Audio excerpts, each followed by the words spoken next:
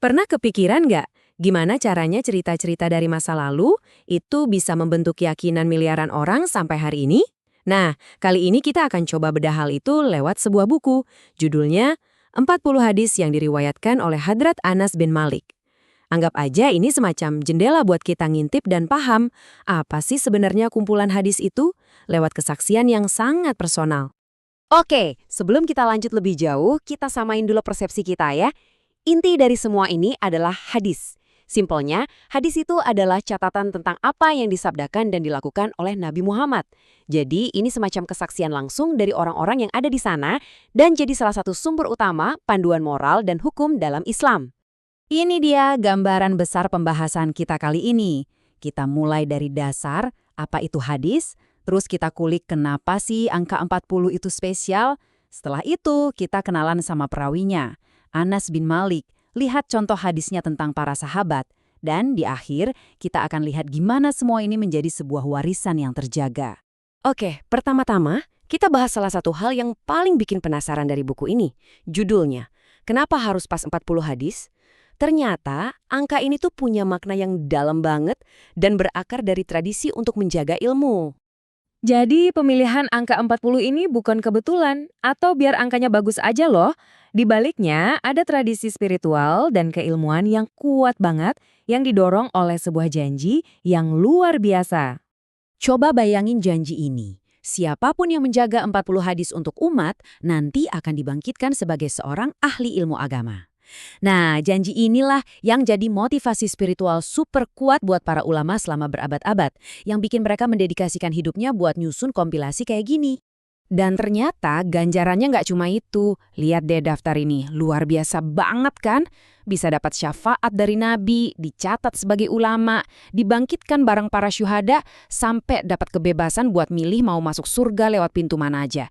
Ini bukan sekedar hadiah, tapi sebuah kehormatan besar yang jadi inspirasi buat banyak generasi. Nah, yang perlu kita tahu, ini tuh bukan sekedar tradisi lisan atau cerita rakyat biasa ya. Ini adalah sebuah upaya keilmuan yang serius banget yang dilakukan oleh para cendekiawan paling dihormati dalam sejarah Islam. Dan ini buktinya. Kita bisa lihat beberapa nama besar di sini, mulai dari Abdullah ibnu Mubarak sampai yang mungkin paling kita kenal, Imam Nawawi. Ini nunjukin kalau ada semacam mata rantai keilmuan yang nggak putus-putus.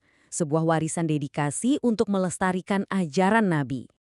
Oke, tradisinya udah kita bahas. Sekarang, yuk kita kenalan lebih dekat sama orang di balik hadis-hadis ini.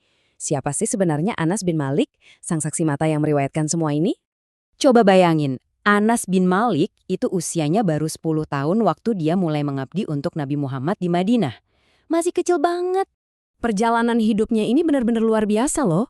Dari seorang anak kecil yang melayani Nabi selama 10 tahun penuh, ikut perjalanan, ikut di rumah, sampai akhirnya jadi sahabat terakhir yang wafat di kota Basrah pada usia 103 tahun. Ini ngasih dia sudut pandang yang unik banget, karena dia menyaksikan semuanya dari awal. Ada satu doa spesial dari Nabi buat dia, yang isinya minta supaya Allah memberinya banyak harta dan keturunan. Dan doa ini benar-benar kelihatan hasilnya. Anas jadi salah satu orang paling kaya di antara kaum Ansor, penduduk asli Madinah, dan dikaruniai lebih dari 120 anak dan cucu. Banyak banget. Jadi karena dia deket banget sama Nabi selama 10 tahun itu, apa hasilnya? Wow, dia berhasil meriwayatkan total 2.286 hadis. Jumlah yang masif ini otomatis menempatkan dia jadi salah satu perawi hadis paling penting dan paling produktif dalam sejarah. Sekarang kita coba intip sedikit isi bukunya ya. Kita lihat salah satu contoh hadis yang diriwayatkan oleh Anas. Biar kita dapat gambaran hikmah seperti apa sih yang ada di dalamnya, terutama soal keistimewaan para sahabat Nabi. Hadis nomor 11 ini, wah, ini keren banget. Isinya tuh kayak semacam testimoni atau referensi langsung dari Nabi sendiri, yang menyoroti kekuatan utama dari setiap tokoh besar di sekelilingnya. Hadis ini seakan-akan melukiskan sebuah dream team. Kita lihat ada Abu Bakar yang paling penyayang, Umar yang imannya paling kokoh, Utsman yang paling pemalu atau sopan, dan Ali sebagai hakim terhebat. Ini menunjukkan kalau komunitas awal Islam itu dibangun di atas kekuatan individu yang beda-beda, dan setiap orang punya perannya masing-masing. Nah, di bagian terakhir ini, kita bakal lihat gimana riwayat Anas bin Malik itu lebih dari sekedar aturan. Kisah-kisahnya itu melestarikan detak jantung sebuah komunitas, ada cerita suka, duka, dan sejarah manusia di balik sebuah keyakinan. Inilah hebatnya. Lewat mata Anas, kita nggak cuma dapat hukum, tapi kita kayak dapat foto-foto kehidupan zaman itu. Ada momen bahagia yang luar biasa, ada juga momen sedih yang rasanya tak tertahankan. Ini sejarah yang punya detak jantung. Contohnya pas Nabi pertama kali tiba di Madinah. Anas menggambarkan hari itu sebagai hari yang paling indah dan paling bersinar yang pernah dia lihat. Bisa kebayangkan suasana penuh harapan dan sukacita yang menyelimuti seluruh kota. Lalu kita lihat sisi sebaliknya, momen paling kelam yang terkekam dalam sebuah pertanyaan singkat tapi memilukan dari putri Nabi sendiri, Fatimah. Apakah kalian tega menaburkan pasir di atas Rasulullah? Pertanyaan yang menusuk hati. Jadi, lewat ingatan dan suara seorang pemuda inilah, momen-momen paling krusial dalam sebuah keyakinan bisa tersimpan abadi. Kita jadi belajar kalau sejarah itu bukan cuma soal fakta kering, tapi soal pengalaman manusia yang hidup dan bernapas. Kita akan tutup pembahasan ini dengan satu pertanyaan untuk direnungkan.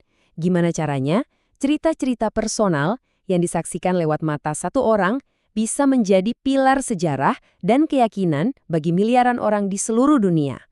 Mungkin itulah kekuatan dari sebuah kesaksian individu dalam membentuk warisan kita bersama.